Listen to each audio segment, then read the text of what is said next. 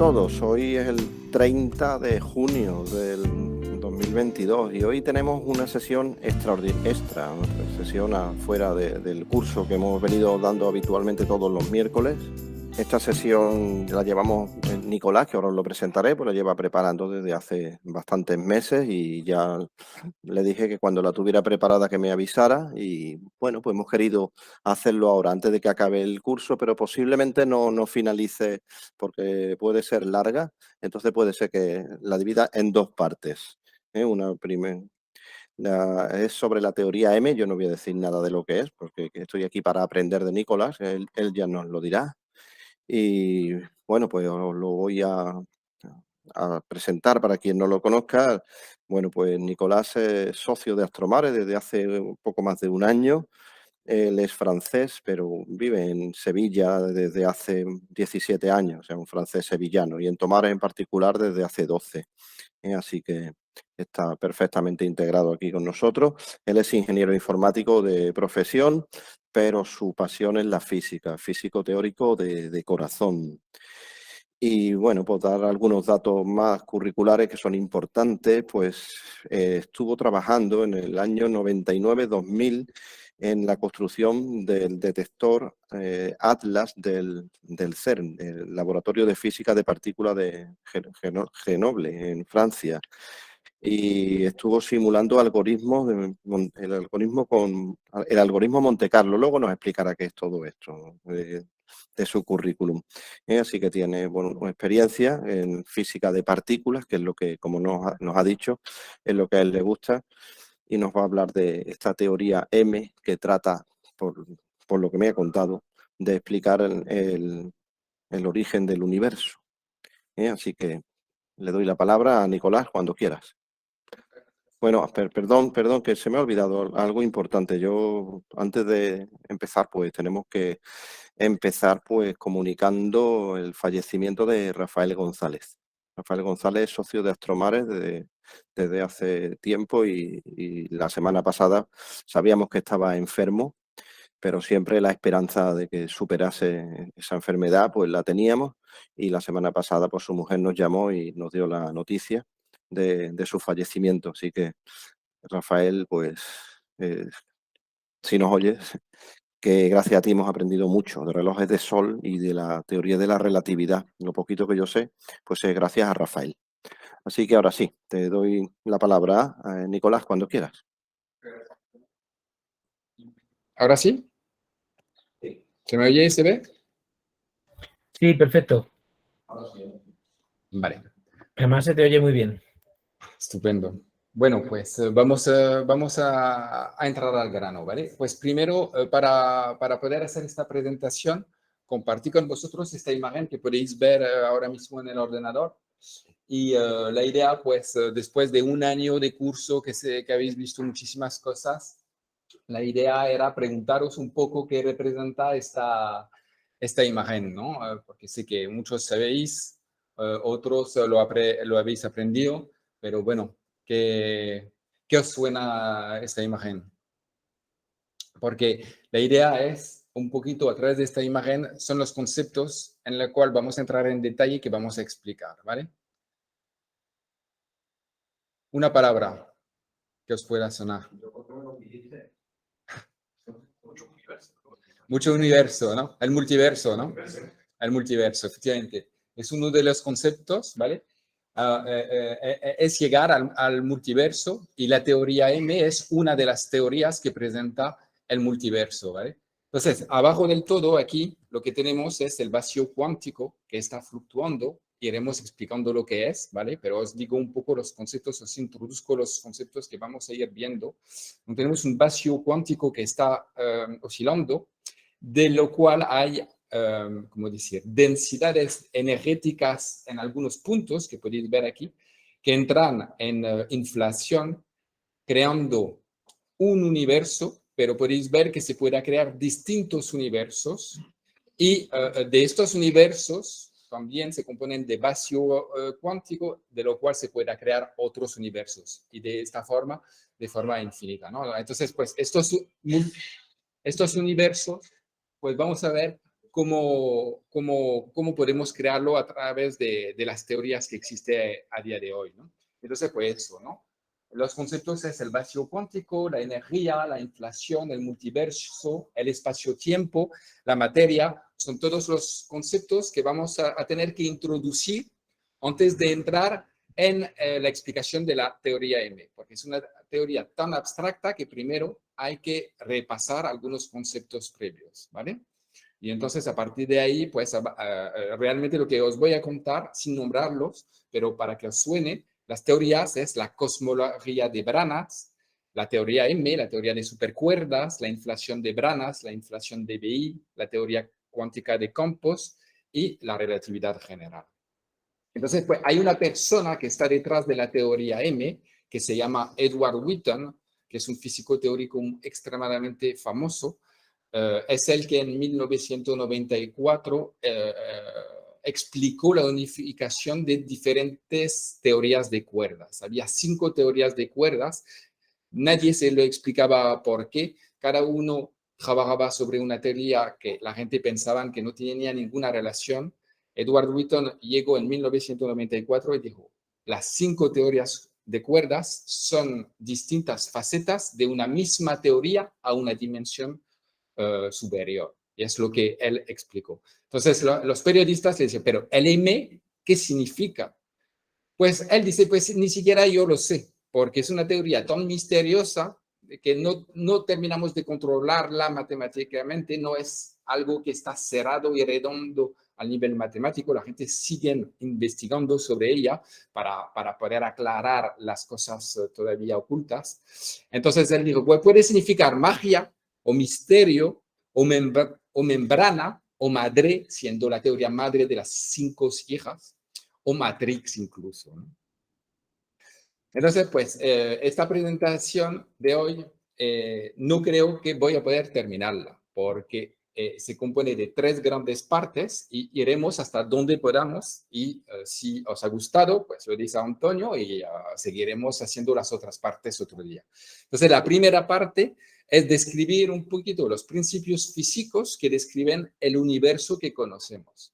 Y entonces repasar qué conocemos a día de hoy, qué todos hemos estudiado hasta un cierto punto, voy a ir incluso más allá, pero es la introducción, es la base para poder después pasar a la teoría M y a la teoría de las cuerdas, ¿vale? ¿Por qué? Porque la teoría M es la unificación de 2 grandes teorías, la relatividad general de Einstein y de la mecánica cuántica. Por lo tanto, tenemos que entender por lo menos estas 2 teorías para poder saber cómo se van a unificar y por qué hemos tenido que unificarlas.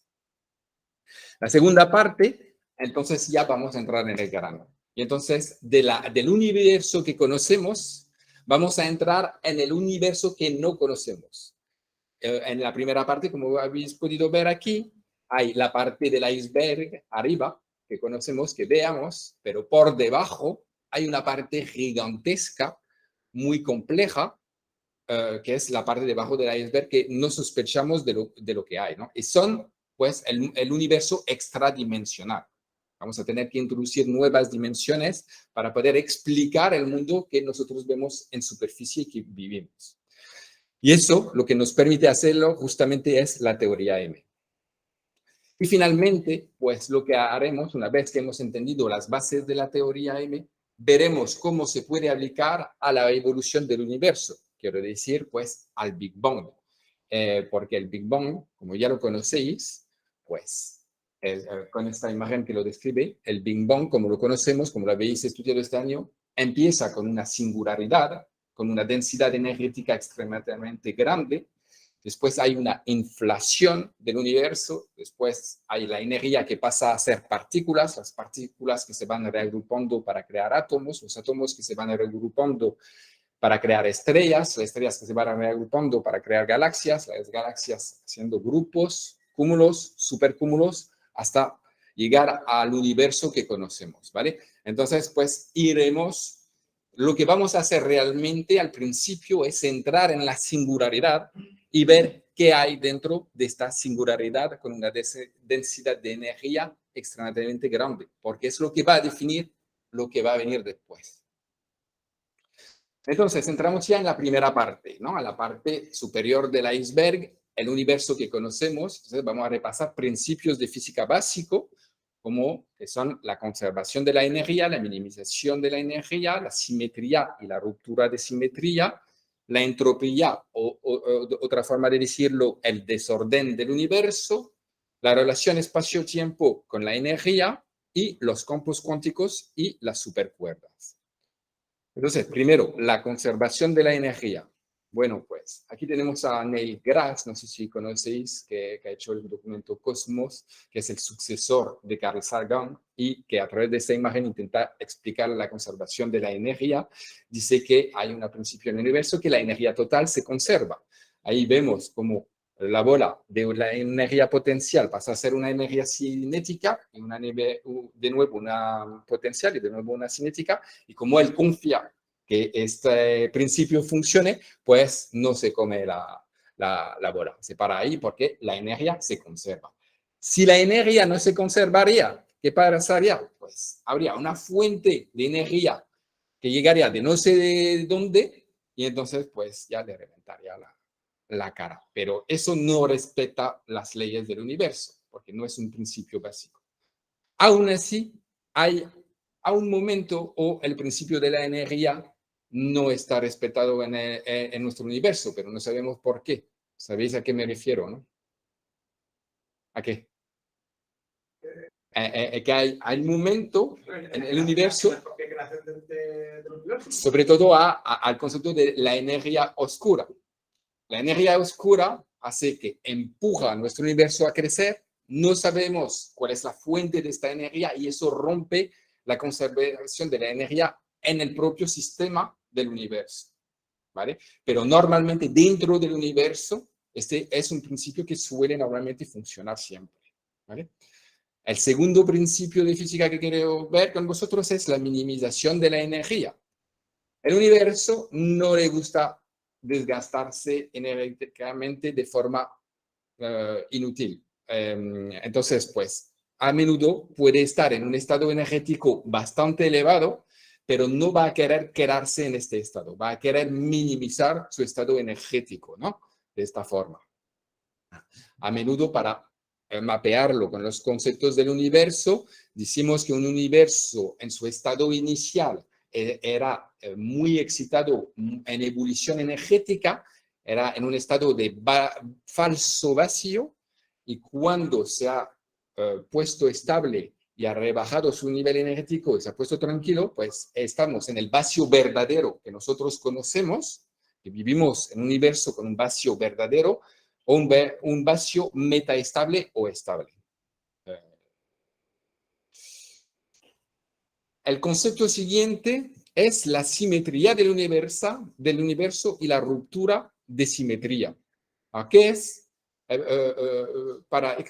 El concepto de simetría para explicar la evolución del universo es un concepto muy, muy importante. Y para que entendáis lo que es la simetría, vamos a utilizar un sistema que es el agua, para explicaroslo. Entonces, ahí lo que vemos es un lago entre dos estados. El estado líquido, el lago podría ser en un estado líquido o podría ser completamente helado.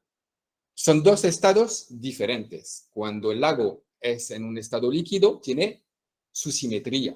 Las moléculas de agua dentro tienen una forma de repartirse y tiene su simetría. Cuando tratamos del hielo, el hielo tendrá por dentro otra simetría, ¿vale?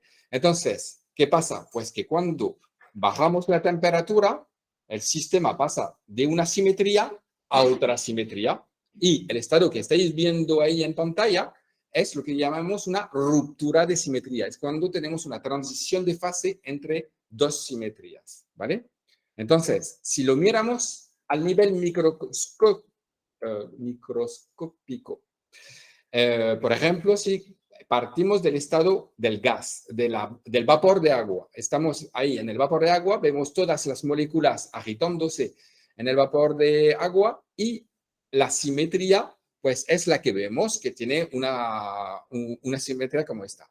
La temperatura va bajando y las interacciones electromagnéticas entre las moléculas de agua se van haciendo sentir poco a poco entre las moléculas. Entonces, las interacciones van que algunas se toquen, se peguen, se despeguen, ahí de forma aleatoria. Y entonces entramos en una fase líquida. Ya podéis ver a nivel microscópico que la fase gaseosa y la fase líquida pues no tienen la misma simetría. Si seguimos bajando la temperatura, llegamos a otro sistema que es el hielo. Se ha solidificado. Y entonces tus moléculas se han organizado otra vez de forma diferente. La simetría es diferente. Ahora, ¿por qué esta analogía es importante? Porque pasa exactamente lo mismo en la evolución del universo. El universo empieza siendo un estado energético y a medida que la temperatura se va bajando, su sustancia energética va cambiando. Pasa a ser partículas, las partículas se van acoplando entre ellas y entonces se percibe que la sustancia energética del universo es diferente. Es lo mismo que el agua. El agua pasa a ser gaseosa o pasa a ser líquida o sólida. Y entonces es importante que sentáis este concepto, ¿no? Seguimos con el concepto de la entropía, o bien el desorden del universo. Efectivamente, la entropía es un principio físico que mide el desorden de un sistema. Un sistema siempre tiende a aumentar su desorden, ¿vale? Aquí veis en esta imagen, pues, una habitación que traduce el aumento del desorden. La idea de eso. Bueno, pues, si lo trasladamos, esta idea de aumento del desorden al universo es el mismo concepto. Cuando el universo al principio empieza siendo una singularidad energética, no puede ser más organizado y más simétrico que eso, imposible. Pero a la vez que va creciendo, pues sus simetrías se van rompiendo y su desorden se va aumentando de esta forma, ¿no? Empezamos aquí con la singularidad y veis cómo este desorden, esta entropía va creciendo. Entonces, pues eso es otro concepto de la física que quería ver con vosotros. Y ahora mismo vamos a entrar en cuál es la relación entre el espacio-tiempo con la energía. Que grosso modo, en esta slide lo que vamos a presentar es la relatividad general, en 3 slides. A ver si lo explico bien. Entonces, bueno, pues aquí quería decir que esta sección está dedicada a nuestro compañero Rafael González, porque hablando con Manolo y con Antonio, me dijeron hace un año de eso que Rafael le encantaba la relatividad general y que incluso durante sus conferencias se ponía a la pizarra a poner las fórmulas, es la historia que me habéis contado, y a hacerlo. Entonces, bueno, pues preparando esta sección pensé en él y quería hacer, pues, dedicarle esta parte, ¿no? Y entonces pensando en él, incluso yo me he dicho, ¿la pongo o no la ecuación? Entonces, bueno, pues por él la voy a poner. Y aquí está, ¿vale? Y aquí estamos con la relatividad general. ¿Y qué es la relatividad general? Pues es sencillo. Esta imagen intenta explicarla de forma sencilla.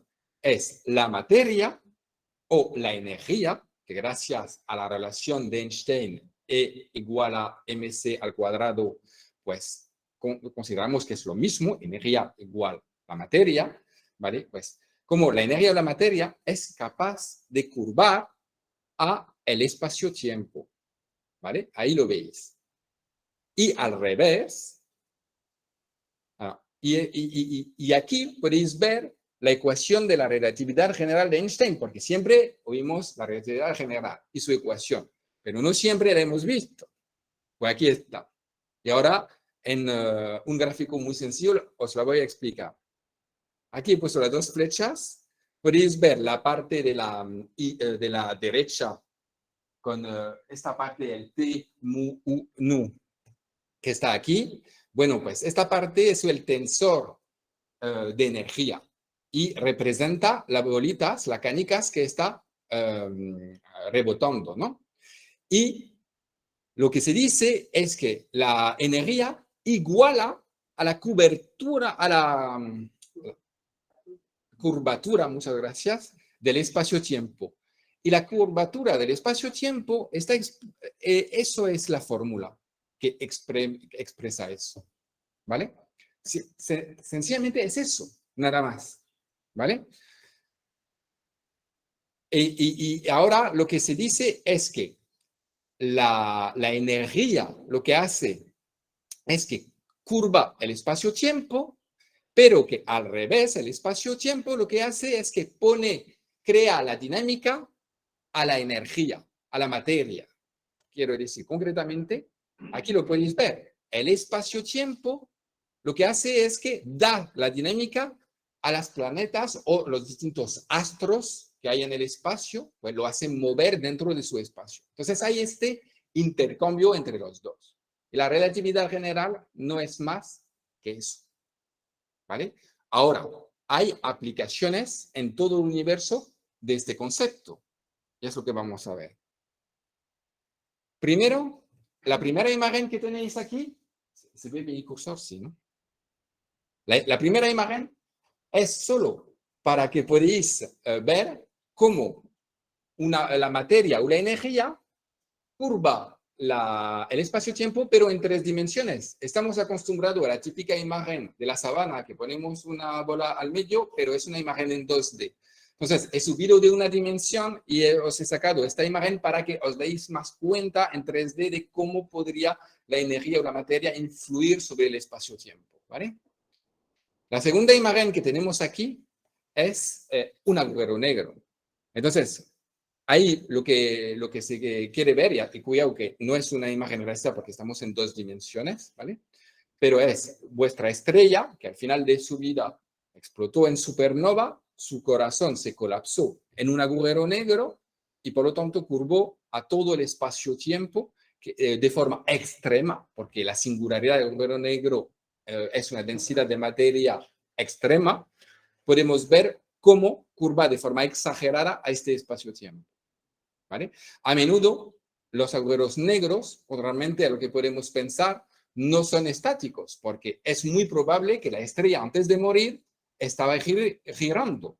Por lo tanto, es muy probable que el agujero negro también tenga una rotación. Se llama los agujeros de Kerr, ¿no? Por ejemplo, en la película Interstellar, el agujero negro que está es un agujero negro en rotación. Un agujero negro de Kerr, ¿no? La imagen siguiente, lo que representa en su centro son o bien 2 agujeros negros o bien 2 estrellas de neutrones. Bueno, 2 astros que tienen una densidad de materia extrema, ¿ok?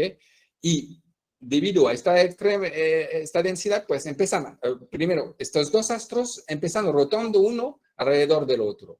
Pero lo que pasa es que como cada uno de ellos deforman el espacio-tiempo y que además tienen una dinámica de rotación, pues van a crear un espacio-tiempo que se va moviendo y entonces que empieza a ondular y que empieza a emitir ondas gravitacionales que llegan hasta la Tierra y que intentamos medir, ¿no? Entonces, eso es otro de los efectos de la relatividad general, que puede predecir las ondas gravitacionales. La cuarta imagen es un objeto teórico matemático que todavía no se ha observado, pero en el caso que los agujeros negros, pues según la configuración de la energía que hay, si hay una energía positiva y negativa, podría ocurrir que se cree lo que se llama los agujeros de gusanos, que al final pues son atajos dentro del universo, o incluso se dice de puertas hacia otros universos, ¿vale? Entonces, las ecuaciones de la relatividad general de Einstein te permiten estos casos matemáticos, pero nunca a día de hoy se observó.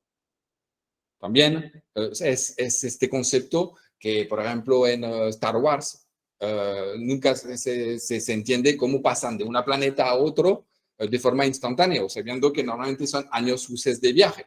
Pues, ¿por qué? Porque lo que dicen es muy coherente. Su nave espacial pasa en lo que se llama el hiperespacio. El hiperespacio al final es este agujero negro, agujero de gusano, entran en el agujero de gusano y salen directamente a la otra planeta porque utiliza un atajo universal, ¿vale? Y también, pues, aquí tenemos en la última imagen la teoría del Big Bang, donde la singularidad, hubo la inflación y a partir de este punto hubo una expansión. La relatividad general no explica la parte de la inflación y de la singularidad. La relatividad general empieza a explicar la expansión del universo hacia este punto, hacia para acá. Entonces, todas estas partes están, esta expansión del universo está explicado por la relatividad general, pero no antes. ¿Okay?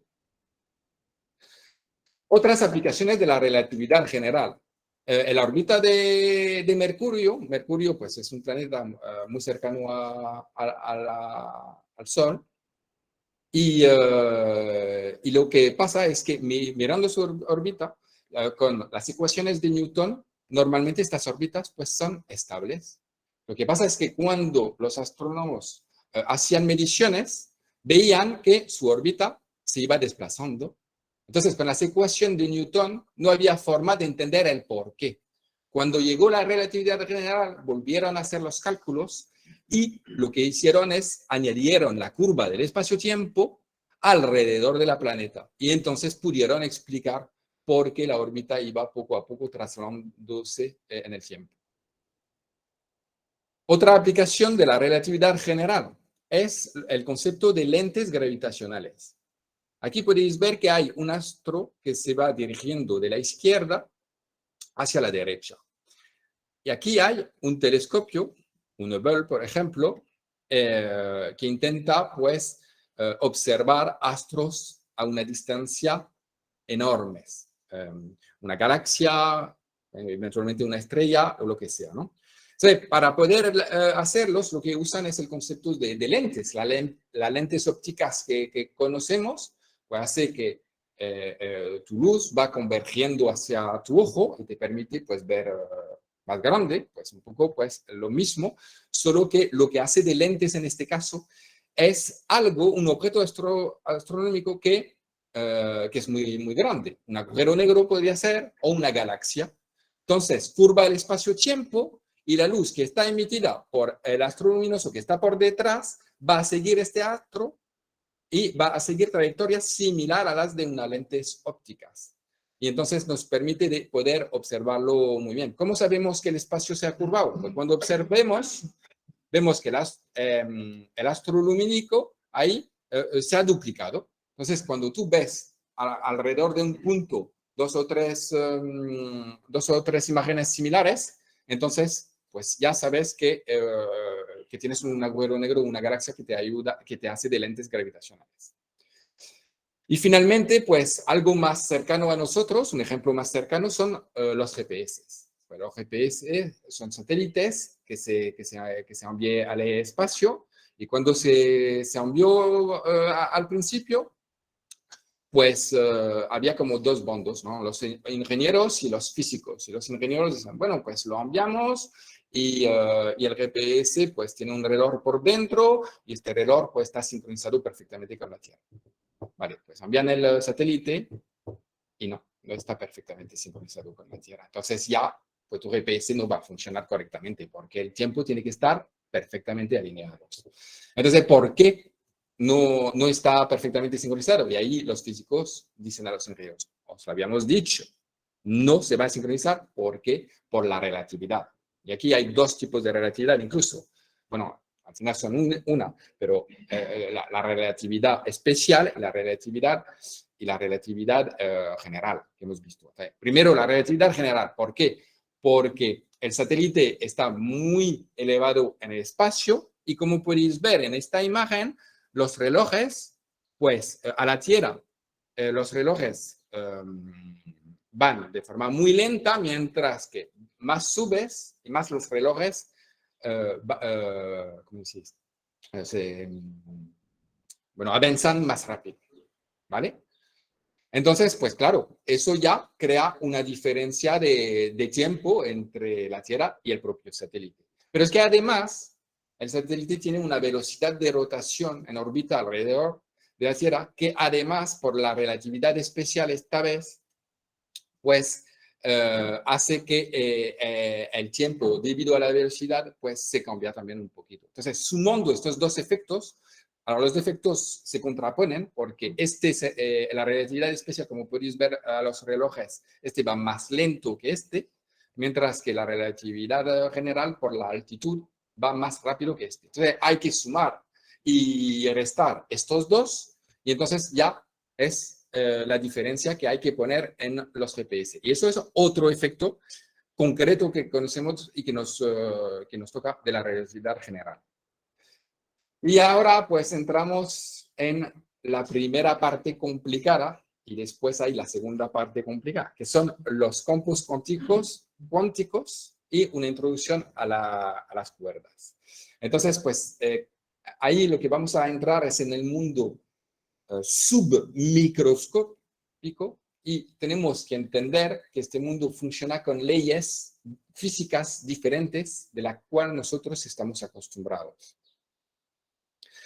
Y lo que os voy a explicar es que al principio los físicos, estamos hablando desde yo qué sé, 1850 hasta los días de hoy, pues trataban las partículas, la conceptualizaban de una forma que ha evolucionado en el tiempo.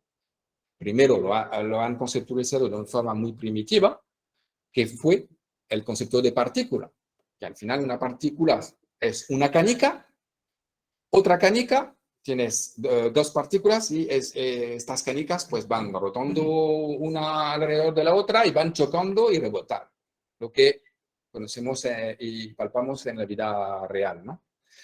Lo que pasa es que se dieron cuenta que al final las partículas pues no eran así. Al final se han dado cuenta que podían tener esta particularidad, pero también podían tener otra particularidad, podían ser también ondas. Y después, analizando mejor, pues las ondas no eran suficientes. Había que introducir un nuevo concepto que era el concepto de campo para poder analizar los efectos de estas partículas. Y ya se han dado cuenta que el campo ya no era suficiente, había que ir más allá. Entonces materializaron estas partículas por cuerdas, hasta que las cuerdas tampoco era el objeto matemático más adecuado, y entonces han ido hasta las branas. Pero tranquilo, os voy a explicar paso a paso cada uno de estos conceptos, ¿vale? Pero que para que tengáis por lo menos la vista general de cómo vamos a abordar la explicación de estos conceptos. Entonces, bueno, pues primero vamos a ver, hay la materia, ¿no?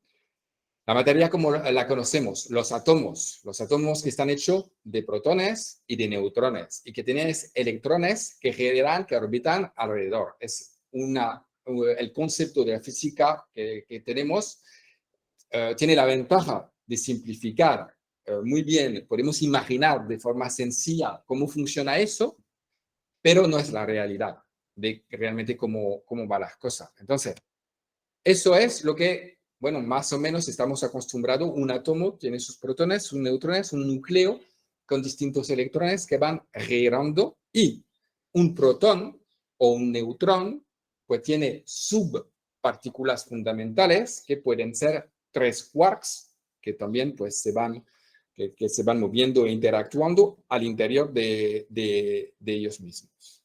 Pero así, este concepto no vale. No vale, ¿y eso por qué?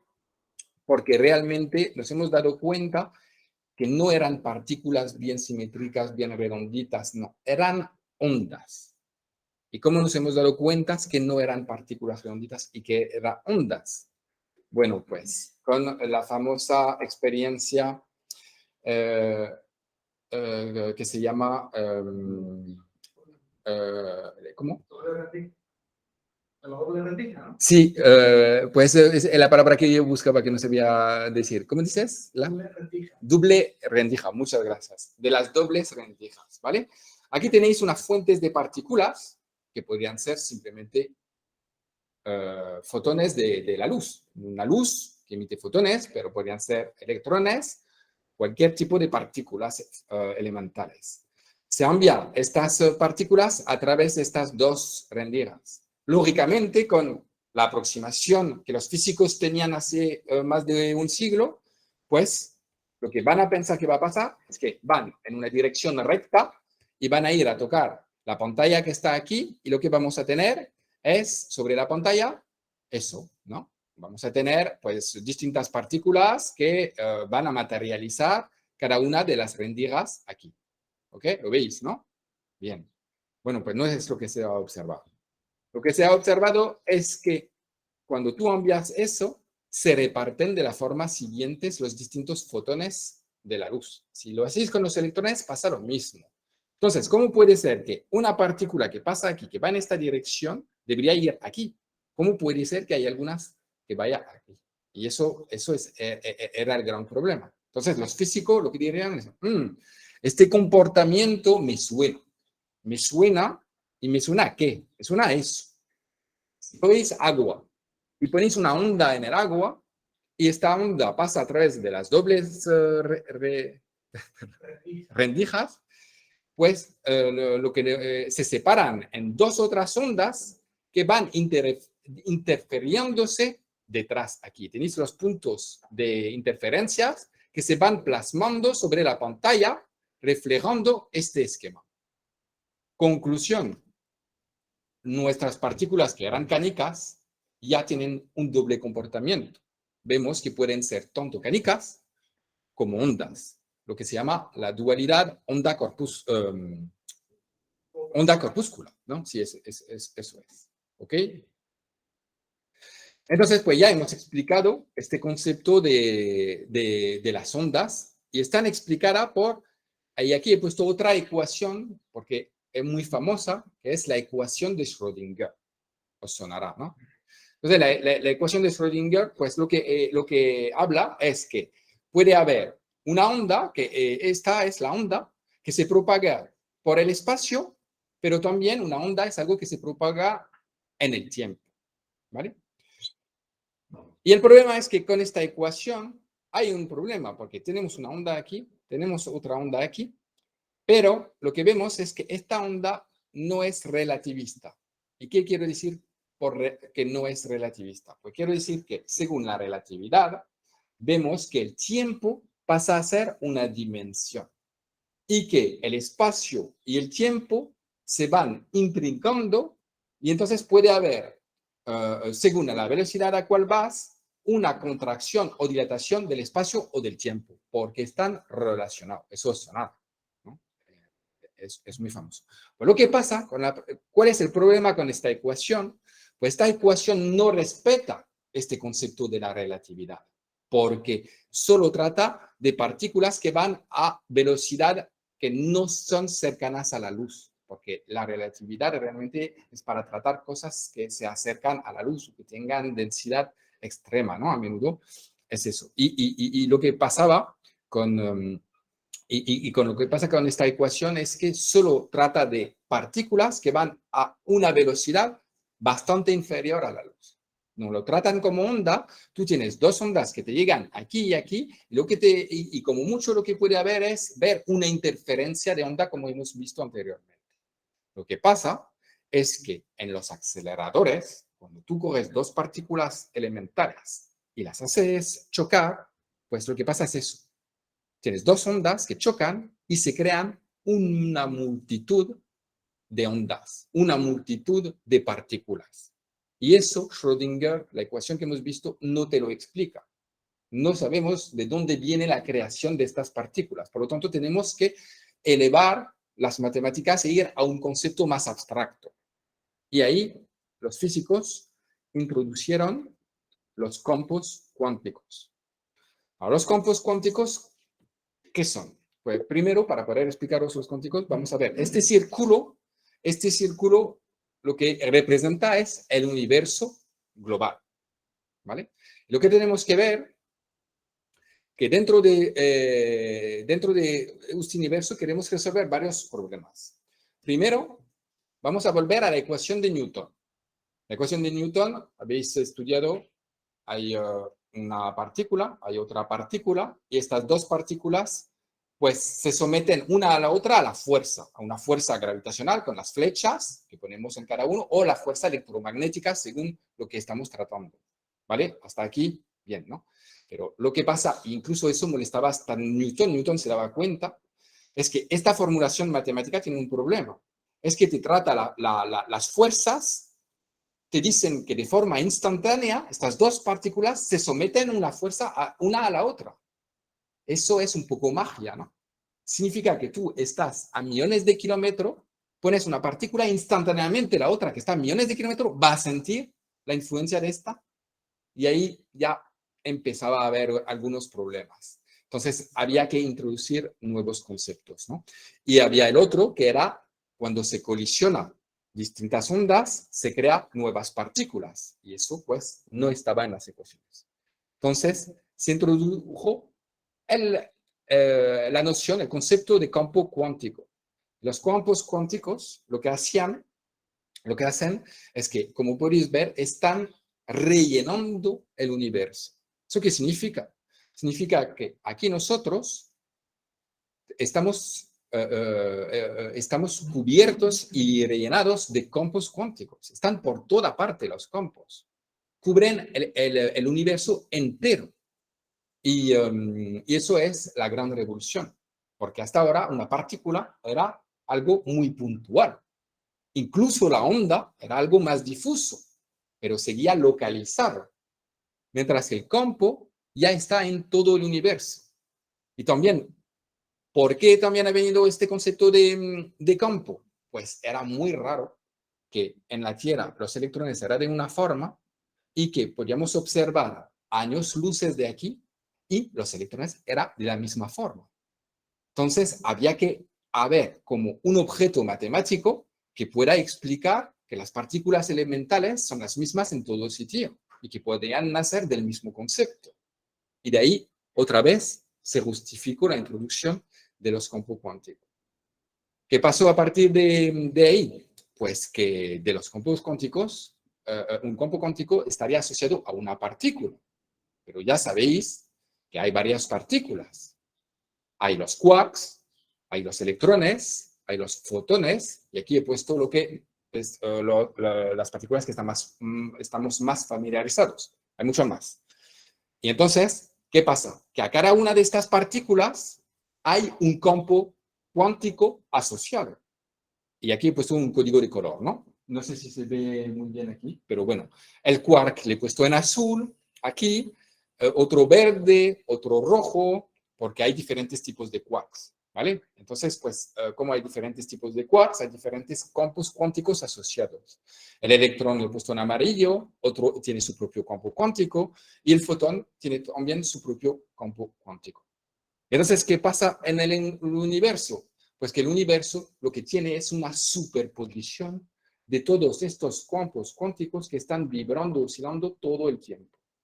¿Por qué están vibrando, oscilando? Y eso es debido a la naturaleza cuántica del mundo submicroscópico.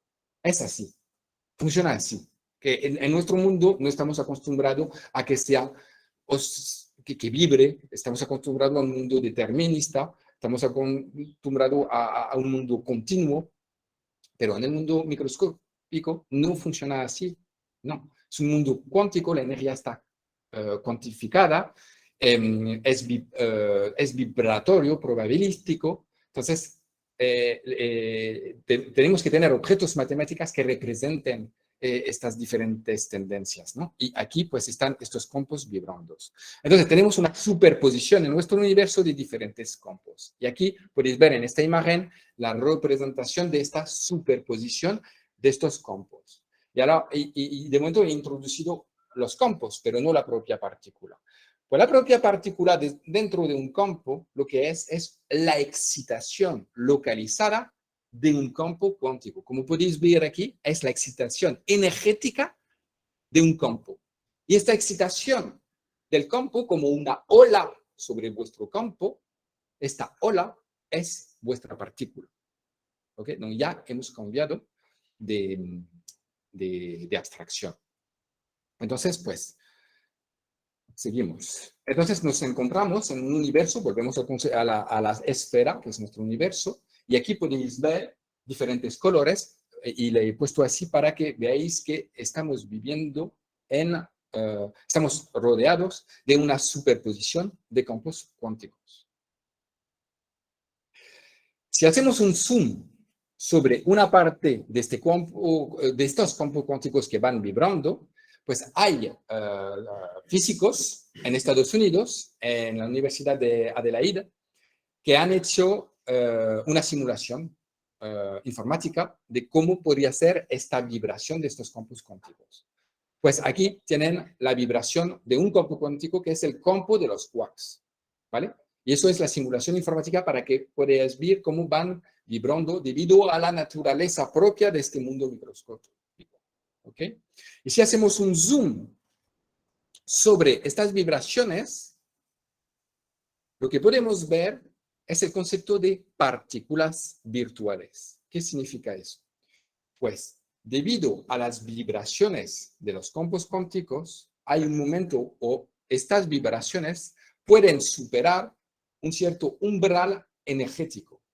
Y este umbral energético puede corresponder a la masa de una partícula. Significa que cuando la vibración hay un momento supera el nivel energético, ¡pum!, se crea una partícula.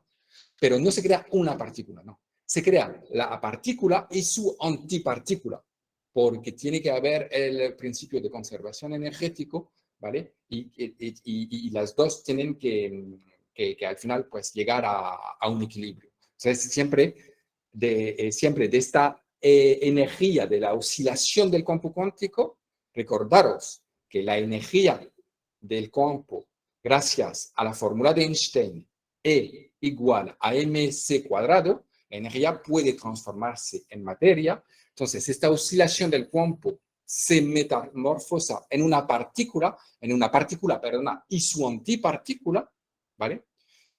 Y lo que pasa es que esta partícula y antipartícula tienen carga opuesta eléctrica, se pueden volver a atraer o eventualmente pueden ir a chocar con la antipartícula de la que está al lado, y cuando una partícula y su antipartícula chocan entre ellas, se aniquilan de nuevo en energía.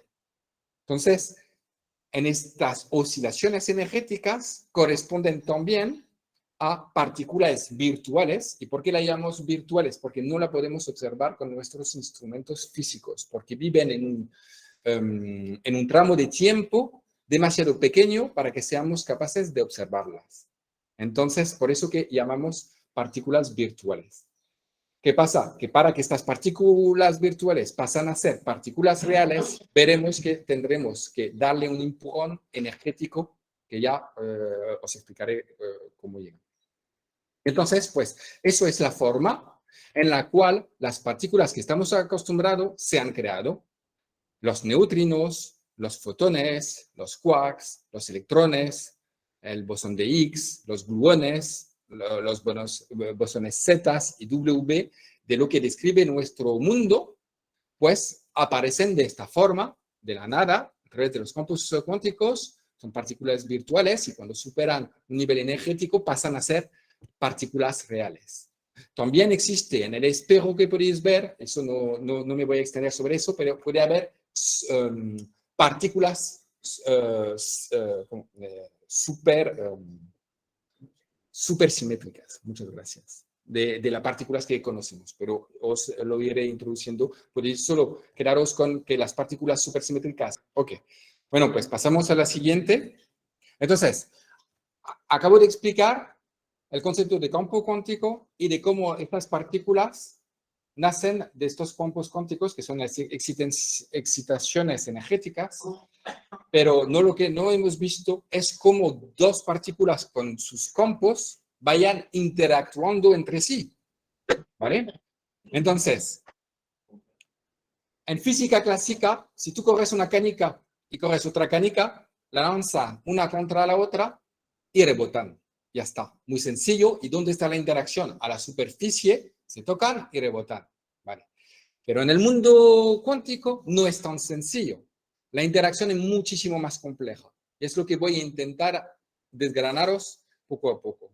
Entonces, estas dos partículas, estos dos estados de excitación energética, se van acercándose uno al otro.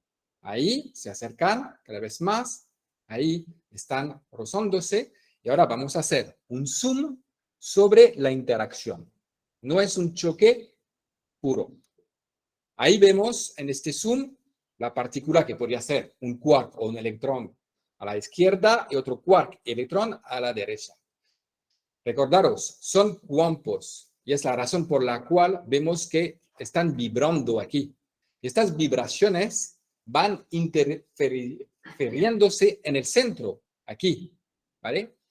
Y cada vez más se van acercando, cada vez más la interferencia que va a haber aquí va a ganar en energía, ¿ok?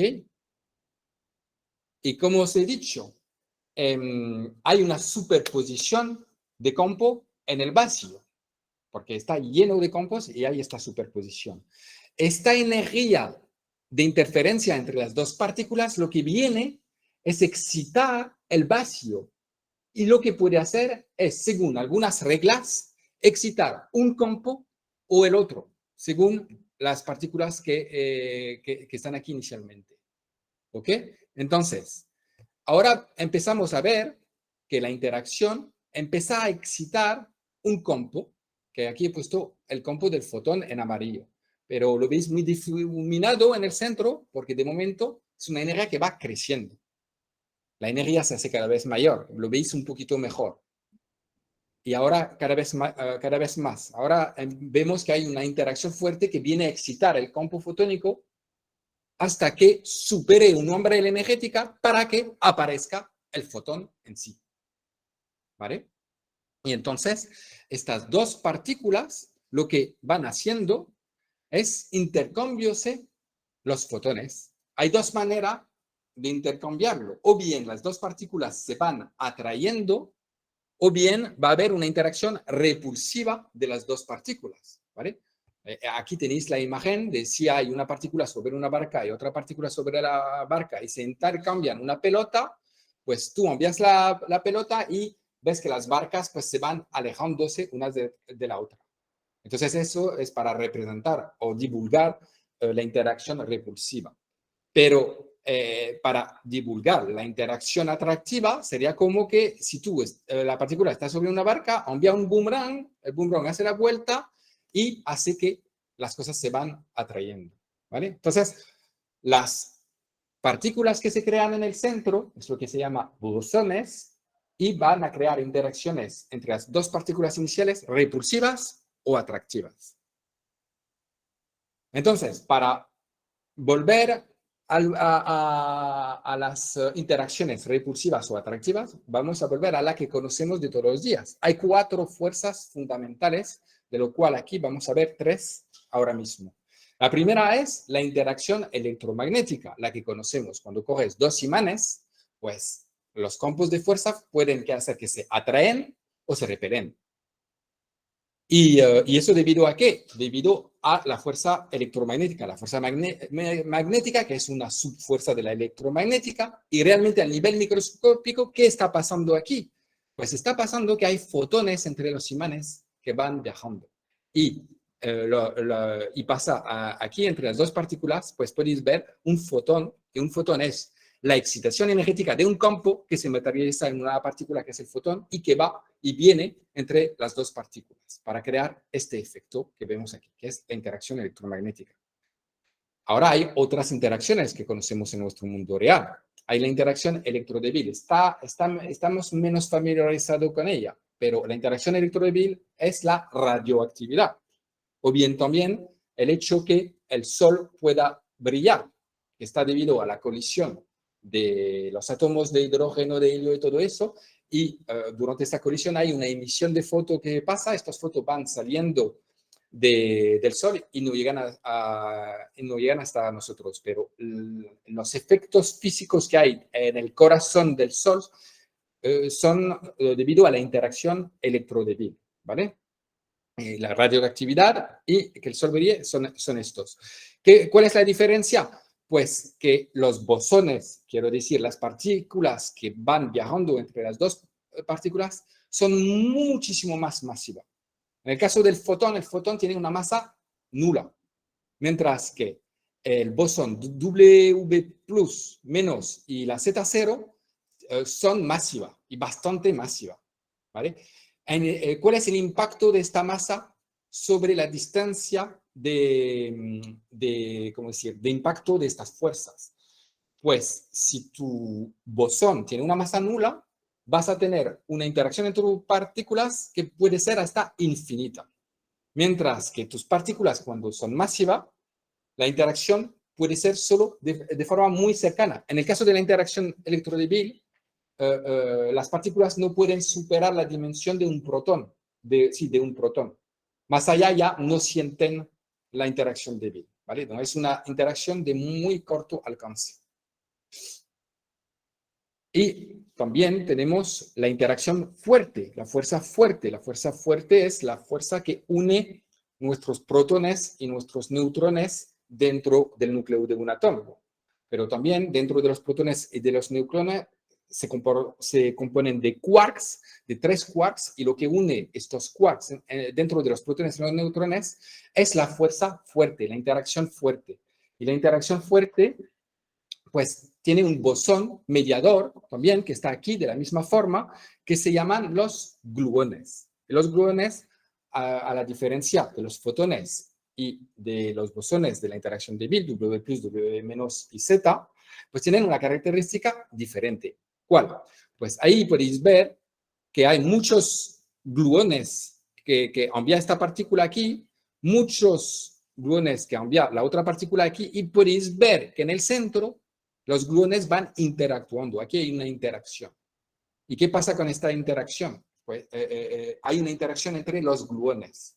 ¿Y eso cuál es el impacto?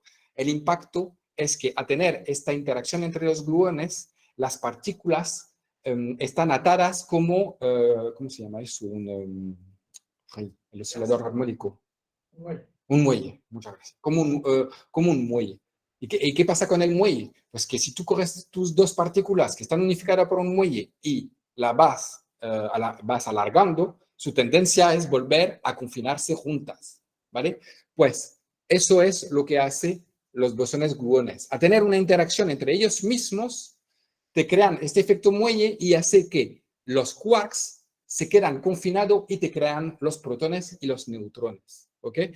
Esa gran diferencia con las dos otras interacciones. Los fotones que se van intercambiando no interactúan con los otros fotones. Cada uno hace su caminito, pero no interactúan entre ellos, mientras que los gluones sí. ¿Ok?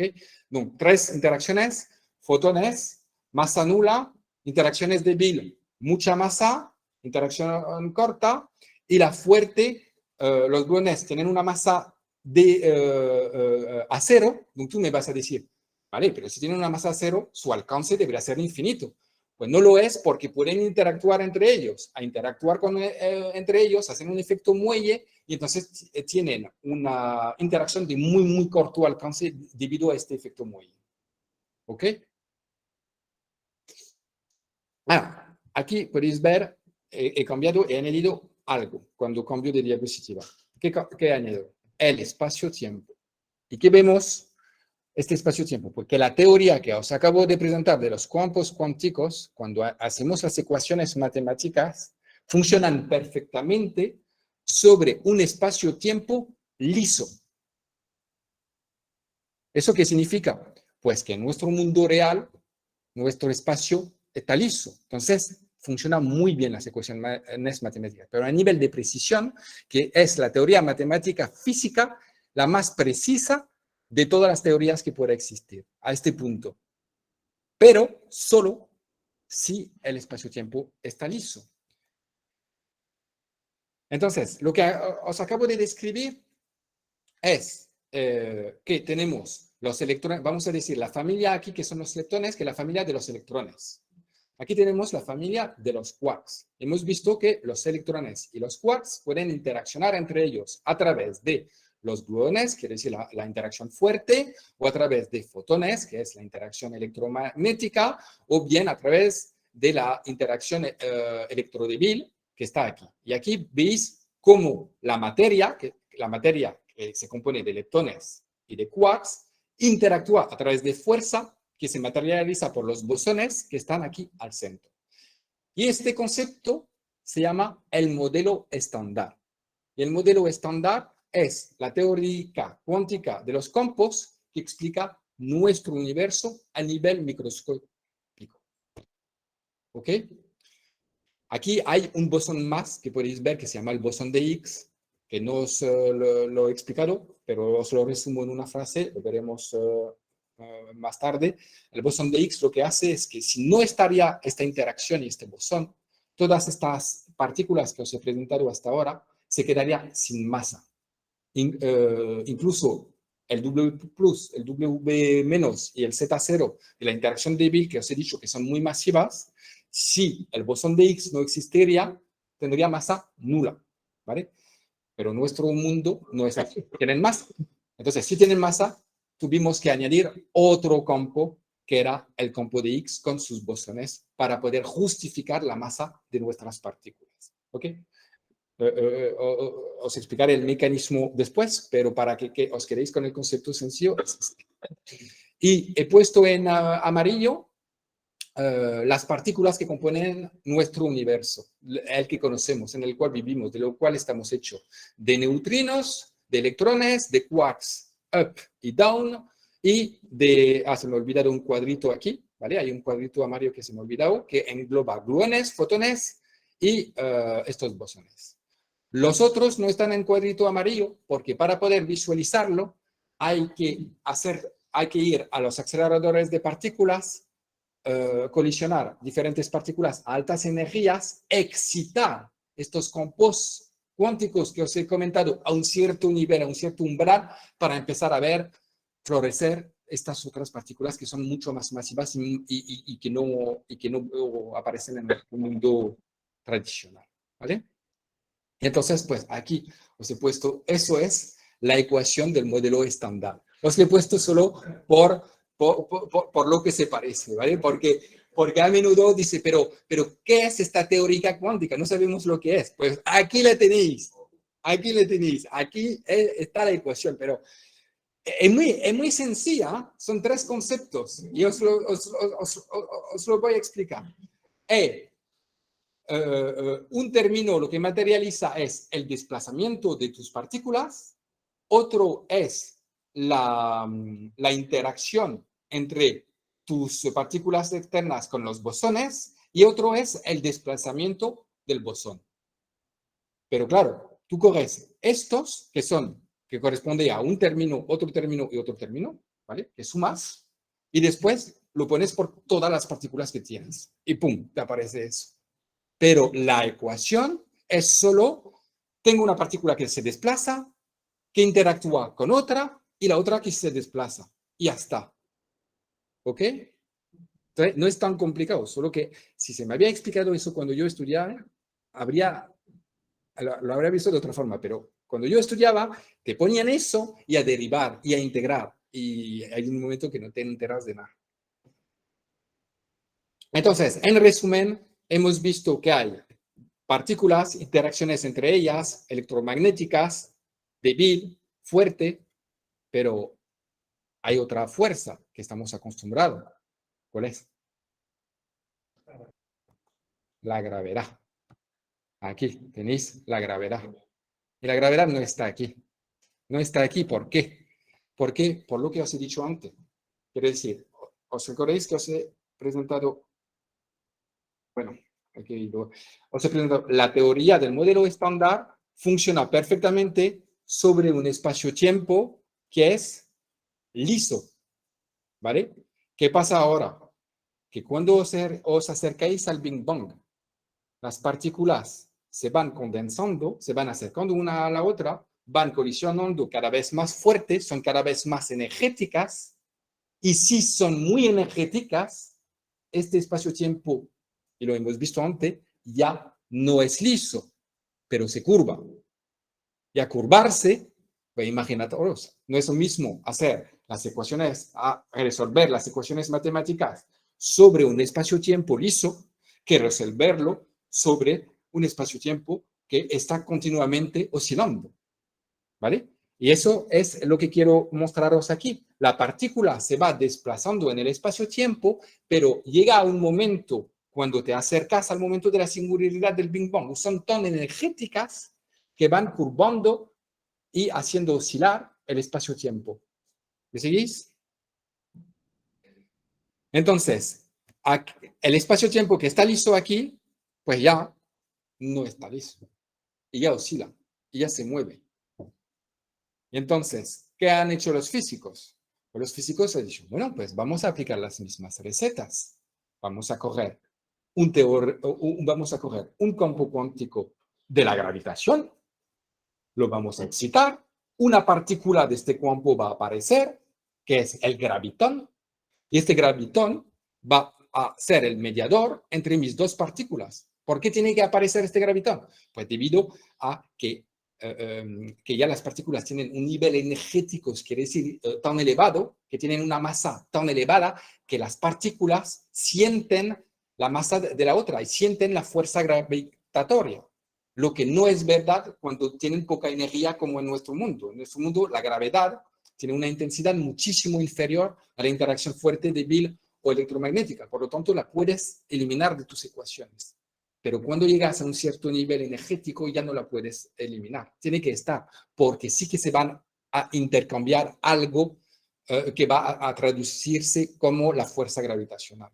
Entonces, hicieron lo mismo, campo cuántico, un gravitón aparece y empezaron a sacar los cálculos. ¿Y qué pasa aquí? Pues que no funciona. Que no funciona. ¿Por qué? Porque los gravitones tienen tanta energía que pasa un efecto un poco como los gluones. Quiere decir que la energía de los gravitones que se intercambian entre las partículas, pues estos gravitones tienen una energía tan fuerte que empiezan a interactuar entre ellos también, en el centro. ¿Me seguís? Entonces, a interactuar hace que la interacción aquí pasa a ser infinita en los cálculos. Y claro, los infinitos en física no nos gusta, lo queremos eliminar. Y para eliminarlos, tenemos que introducir un nuevo objeto matemático que va a permitir eliminar estos infinitos. ¿Y cuáles son? Cuerdas. Las cuerdas, y aquí podéis ver cuerdas circulares, ¿vale? Cerradas, cuerdas cerradas, y estas cuerdas cerradas van a ser nuestros nuevos gravitones. En vez de tener una partícula que es puntual y que pase de una partícula a otra, vamos a tener cuerdas que van a pasar de una a otra. Y eso permite de eliminar los infinitos de las matemáticas. ¿Por qué? Porque a tener este espacio bidimensional, que ya no tenemos un objeto puntual, pero bidimensional, el tema es que las matemáticas no le gustaba la puntualidad de la partícula, porque algo que es puntual es como un infinito. Un punto no existe. Entonces, a poner una dimensión a tu partícula, añadir esta dimensión, lisas tus ecuaciones y te quitas los infinitos del medio. Es un poco complicado, pero no sé si he conseguido trasladarlos. ¿Vale? Entonces, pues, por eso que se ha introducido las cuerdas. Y aquí están nuestras cuerdas. ¿Vale? Entonces, aquí lo que he hecho es que he puesto una partícula, sus gluones, la otra partícula, pero ya hemos pasado a una nueva abstracción matemática. No tenemos campos, tenemos cuerdas. Y tenemos cuerdas que van oscilando. Podéis ver que la cuerda pues, va a tener diferentes oscilaciones y según la oscilación que va a tener esta cuerda, pues va a ser una partícula u otra. Según si oscila más o menos rápida o según el número de onda o la tensión que pueda tener, pues representará un electrón, o un quarks, o un fotón o lo que sea. Entonces, tus partículas se van a ir acercando, tus cuerdas se van a ir acercando, van a ir interactuando y aquí son las reglas que hay entre cuerdas que puede pasar. Quiero decir, una cuerda se puede separar en dos cuerditas o al revés. Una cuerda se puede, como decir, hacer un círculo y que el círculo de la cuerda se pueden separar en una cuerda abierta y una cerrada. Una cuerda abierta se puede cerrar y pasar a ser una una cuerda abierta puede cerrarse y pasar a ser una cuerda cerrada. Las cuerdas pueden chocar así, pero irse de esta forma.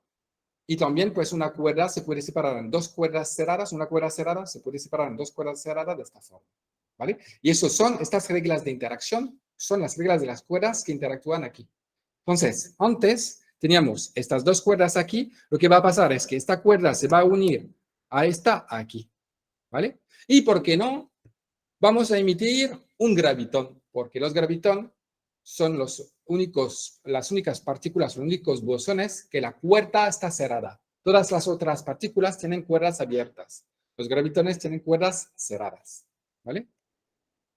Y entonces, pues, aquí se transforman con estas reglas, pues, en dos nuevas cuerdas con una vibración diferente, y van a ser nuevas partículas, que son excitaciones de otros campos, y tienes, pues, un gravitón ahí que se escapa, y después de la interacción, pues, se separan en nuevas partículas y nuevas cosas. Voilà. Y el modelo estándar que conocemos, que representa nuestro universo con todas nuestras partículas, pues se ven aquí todos los quarks, todos los leptones, todos los bosones, y cada uno representado por una cuerdecita abierta con su oscilación, su energía, y el gravitón no está porque, recordaros, no está en el modelo estándar, pero tendría una cuerda cerradita, y estaría unificado aquí, solo si hablamos aquí de teoría de las cuerdas, ¿vale? Pero, ¿qué pasó? Que cuando los matemáticos empezaron a estudiar la teoría de las cuerdas, se dieron cuenta que había 5 teorías posibles. Y entonces, pues aquí había un problema. O sea, ¿cómo puede haber 5 teorías posibles que van a describir el mismo universo?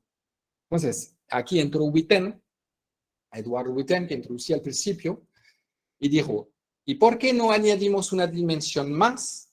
Porque si añadimos una dimensión más, pues las 5 cuerdas se unifican en una teoría, que es la teoría M, de forma elegante matemáticamente. Pero para eso no podemos tratar con cuerdas. Tenemos que añadir una dimensión. Y añadir una dimensión a una cuerda pasas a ser una membrana.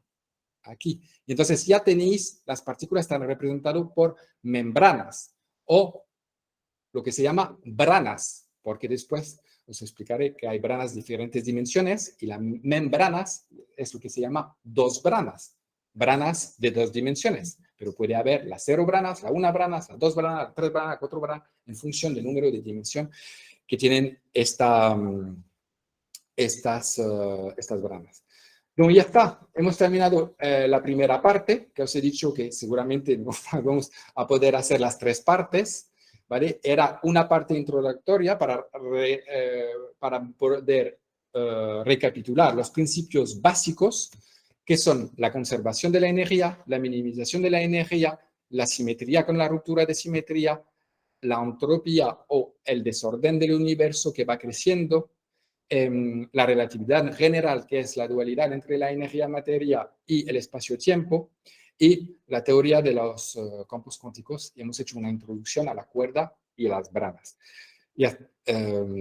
Ya está. Y ahí era el final de la primera parte. Entonces había previsto lo que vamos a hacer, resolver vuestras dudas. Me imagino que tenéis un montón de dudas, de preguntas, y yo creo que ya no hay tiempo para abordar la segunda parte. Sería para otro día, si os interesa, pero ahí entramos en la teoría M fuerte. Aquí os he hecho la introducción, pero ahí era explicar estos conceptos para entender la parte siguiente. Entonces, pues no sé qué hora, si hay tiempo para las preguntas o no. Primero un aplauso, Nicolás, genial. Muy bien. Muy bien, gracias. Bueno, pues felicidades, Nicolás. Yo creo que nos has dejado sin palabras a todos, ¿eh? O sea, compartimos la opinión, lo que ha comentado Manolo. Vaya trabajo. Por primera vez entiendo un poquito en qué consiste la teoría de la cuerda. Por primera vez. Gracias. Sí, está muy bien. A ver si en la segunda parte sigues sintiéndola, porque tiene tela. Bueno, la segunda parte y la tercera, pues yo me apunto, ¿eh? Entonces, Manolo también se apunta. Ya hablaremos de fecha. Bueno, pues ¿Hay dudas? ¿Preguntas? Es difícil, ¿eh? O sea, que dudas hay, claro. Esto es difícil. Pero, ¿cómo pregunta la duda? ¿Cómo pregunta la duda? Yo te voy a hacer una pregunta. ¿Esta teoría está aceptada o no? ¿O hay muchos detractores de la teoría? ¿Cuál? La teoría M. Yo sé que todavía no has La llegado teoría a M, ella. alors, No has llegado a ella, pero sí. la existencia de las cuerdas, las branas, ¿esto está aceptado o hay quien todavía no lo Alors, admite? no, efectivamente, no está aceptada del todo. Dentro de la comunidad de los científicos, la mayoría de los físicos tienden a esta teoría porque es la que te ofrece más herramientas matemáticas para unificar de forma coherente la gravedad con la mecánica cuántica, estando en acuerdo con el modelo estándar, ¿vale? Hay otras teorías alternativas que intentan hacerlo, pero no llegan a todas las explicaciones que la teoría M pueda dar. Lo que pasa es que la teoría M aún así no te resuelve todas las dudas y hay muchísimos grupos de investigadores que trabajan sobre distintos aspectos de la teoría para poder pues avanzar y resolver la oscuridad que haya todavía. Tenemos una pregunta de José Luis, pero acércate o a ese ordenador o a este para contestar, para hacer la pregunta.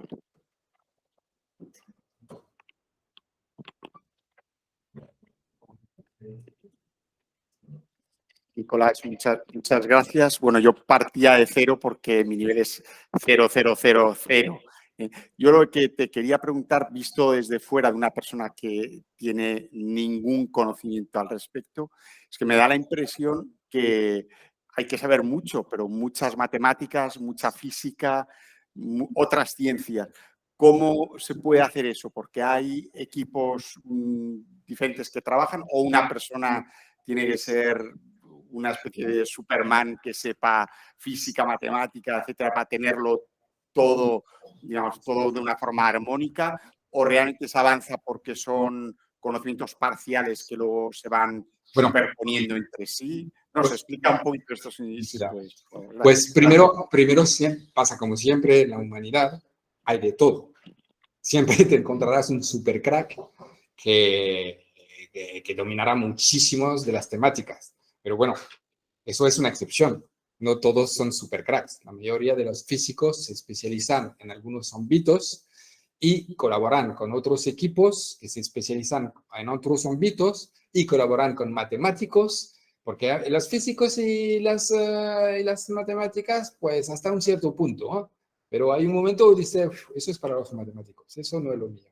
Porque lo que nos gusta a nosotros los físicos es, yo sé que este físico o este también, lo que nos gusta es que haya una existencia material, una existencia real por detrás. Pero cuando empieza a ser completamente abstracto, ya dices, eso para los matemáticos.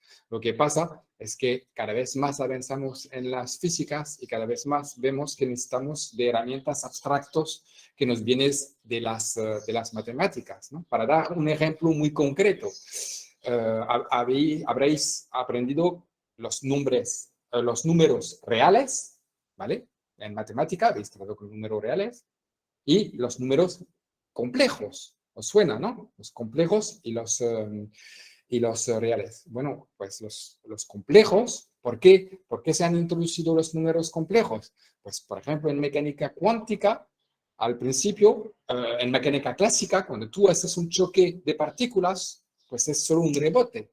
Entonces, eso con números reales lo puedes tratar. Pero si tu interacción empieza a ser cuántica y que pasa al centro algo raro, este algo raro no lo puedes representar con los números reales. Tienes que añadir un componente matemático superior, otra dimensión, entre comillas, que te da los números complejos a través, incluso las matemáticas lo han nombrado muy bien, que los números complejos tienen una parte real y una parte imaginaria, ¿vale? Y entonces, aquí tienes que usar de la herramienta de los matemáticos para añadir esta parte imaginaria para poder tratar de una interacción que en tu mundo clásico y real no podrás entender si no lo tendrías. No sé si me he explicado. De compartir Vale. para que te veamos, porque ahora mismo estamos viendo tu presentación todavía. Perdón. Y ¿hay preguntas en casa? ¿Alguien en casa quiere preguntar algo? Ahora sí. Sí, ahora sí. Dicen que hay que empaparse la... Tenéis todo el verano. Como esta grabación se va a compartir con todo el que lo solicite, tenéis todo el verano para estudiársela, verla todas las veces que queráis, para la segunda y para la tercera, que ya Nicolás nos ha avisado y el que avisa no es traidor, ¿no? O sea, que es durilla, pero aquí estamos. Aceptamos el reto. Nos empaparemos de física. Hay que empaparse de física. Sí. Muy bien, muy bien. Pues no sé si hay más preguntas en el local o en casa. Una pregunta de Miguel. Sí, acércate ahí, Miguel, sí. Bueno, primero me ha encantado la charla, súper clarificadora y genial, me ha encantado. Tenía un montón de preguntas, pero conforme has ido hablando se me han ido olvidando. Las debería ya haber apuntado, ¿no? Y me quedo con la última duda, curiosidad que se me vino a la cabeza. Comentabas antes que para eliminar los infinitos de la ecuación, que no gustan nada en física, ¿no? Sí. El problema venía porque se trataba la partícula como un objeto puntual. Exacto. ¿No? Y se introdujo entonces el concepto de cuerda. Exacto. ¿Significa entonces que la cuerda no es puntual? La cuerda no es No puntual. es puntual. Entonces, la cuerda ya por curiosidad, aunque no entiendo que no se puede medir, ¿no? Pero tiene unas dimensiones definidas. Exacto. Tiene una longitud definida. Exacto. De 10 a la potencia menos 35 metros. Ah, está medido. Exacto. ¿Para qué? Para que nuestras herramientas tecnológicas puedan medir nuestras partículas a día de hoy llegamos a definir lo que es un quark, ¿vale? Sí. Pero nuestras herramientas no son capaces de medir debajo de la dimensión de un quark, ¿vale? Entonces, para explicar el hecho que tú no puedes ver estas cuerdas, tienen que tener una dimensión muchísimo más inferiores a tus quarks. Ajá. Esta longitud es de 10 a la potencia menos 35 metros porque se dice que está a la escala de Planck. Exacto. Y la escala de Planck es la longitud minimal que se puede cuantificar de un objeto. No se puede ir más por allá debido a las características cuánticas del mundo microscópico. Entonces, ¿todas las cuerdas tienen la misma longitud? No. No. Y el hecho que... Eso es lo que lo que veremos a ver, pero bueno, da igual que te lo digo. Primero, no tienen todas la misma forma. Sí. Segundo, no tienen todas las mismas vibraciones. Porque la definición de la partícula que crea depende de la vibración, de la frecuencia. Exacto. ¿Y de la longitud también o no? Y de la longitud, más de la longitud, yo te hablaría de la tensión. Una cuerda, lo que pasa es que tiene una cuerda así, pero si tú extiendes la tensión, pues pasa a ser otra partícula. Y grosso modo, y os lo digo ya, cuando tiras sobre la cuerda, aumenta su tensión, por lo tanto, su densidad energética. Por lo tanto, si aumentan la energía de la cuerda, aumenta a ver si habéis seguido bien, su masa. Su masa. Entonces, tu cuerda, si tienen más tensión, tienen más masa. ¿Ok?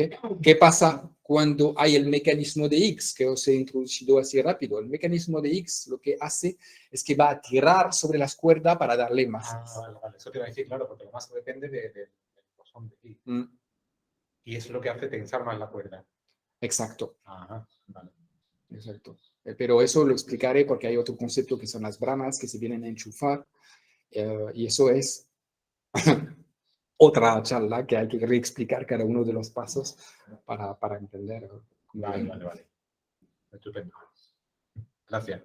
Nada. Una última pregunta para mí. Comentaba antes que para resolver los temas vamos a ir concretamente. Acércate un poco, porque se oye, pero muy de fondo. De fondo, ¿no? Porque es de eco. Bueno, enhorabuena por la charla, porque he seguido y no me he perdido. Bueno, la pregunta es, antes has comentado que en un momento dado, cuando estamos hablando de que no estaba todo resuelto, decimos, bueno, ponemos una dimensión más. ¿Cuál sería? ¿O qué número de dimensión sería?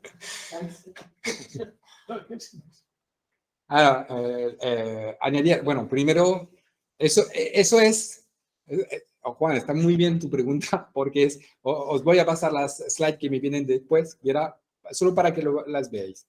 Mira, ahí ¿veis esta slide? Estas slides que os enseño aquí son la creación de las dimensiones, ¿vale? Y justamente empiezo por ahí. Entonces, ¿cuál sería la dimensión? Bueno, no te puedo decir cuál sería. Lo que te puedo decir es que tenemos 3 dimensiones de espacio y una de tiempo.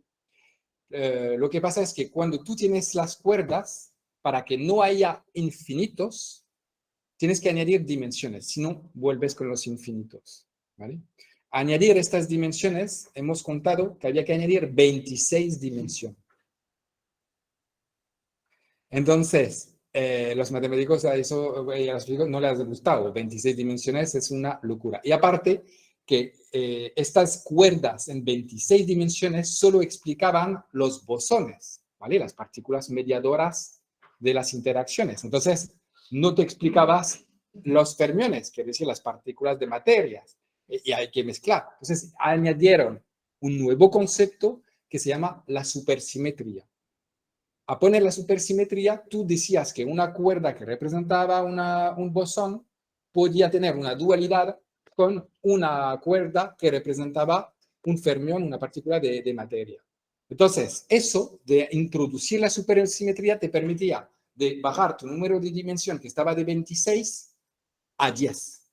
Pero cuando tú bajas de 26 a 10 gracias a la supersimetría, hace que para representar al mundo real, pues haya 5 teorías que aparecen de cuerdas, de supercuerdas, porque ya hay la supersimetría, ya no estamos en teoría de cuerdas, estamos en teoría de supercuerdas. Y como tenemos 5 teorías distintas, pues la gente no lo entendía, pensaban que, bueno, había 5 universos diferentes, hasta que Witten llegó y dice, no, vamos a añadir una dimensión más. Tú me has preguntado, ¿cuál es esta dimensión? No tengo ni puta idea. Pero tú añades una dimensión más y entonces ya unificas estas cinco teorías. Entonces, ¿cuál es esta dimensión? Pues la única respuesta que te puedo dar es la dimensión que permite unificar las 5 teorías de 10 dimensiones. Que sería la 11, efectivamente. ¿Y qué va a salir de la diapositiva? La diapositiva que vas a poner. Es verdad que no he compartido. Ay. A ver. Claro, os he enseñado.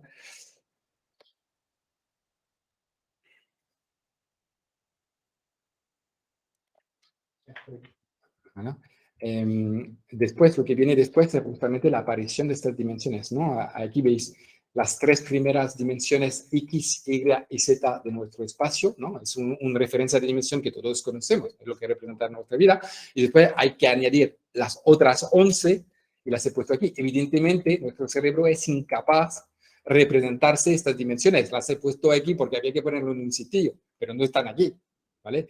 Pero es justamente, yo empiezo la próxima charla hablando de cómo se creó el espacio-tiempo. Ya hemos tenido que hacerlo aparecer, este espacio-tiempo del vacío, desde el vacío, ¿no? Entonces, pues ahí voy un poco explicando cuáles son las teorías de la gente, que cómo se introduce este espacio-tiempo. Hay varias teorías para introducir este espacio-tiempo. Se puede, desde la propia energía cuántica, se puede crear cada una de las dimensiones para tener este espacio-tiempo, o bien este espacio-tiempo puede ser que siempre ha existido, ¿vale? Y ahí entramos en las teorías que tenéis que haberlo visto en una de las clases, que es la del Big Crunch, la de la colisión de branas. ¿Os suena eso, haberlo visto en otro curso? pues normalmente el universo al final de su vida decimos que va a volver, hay varias teorías, pero una de ellas es que se podría volver a contraer. Y si se contrae, vuelve a ser una singularidad de densidad energética infinita. Y rebota. Y se vuelve a crear un nuevo universo, ¿vale? Bueno, pues, ¿qué pasa? Que el espacio-tiempo ya existía, solo que se ha comprimido y se vuelve a descomprimir. Entonces, es lo que se llama una teoría cíclica, de un universo cíclico, pero el espacio-tiempo ya ha existido, existía de antes, ¿vale? Mientras que aquí lo que os estoy intentando explicar es que quizás de las fluctuaciones del vacío cuántico, de la energía, de las fluctuaciones energéticas, habría podido aparecer el espacio-tiempo, ¿vale? Pero no es nada cierto, o sea, son teorías, gente que trabajan ahí, cada uno va con su historia. Uno dice, se ha creado de la nada, otro dice, es algo cíclico y existía de antes.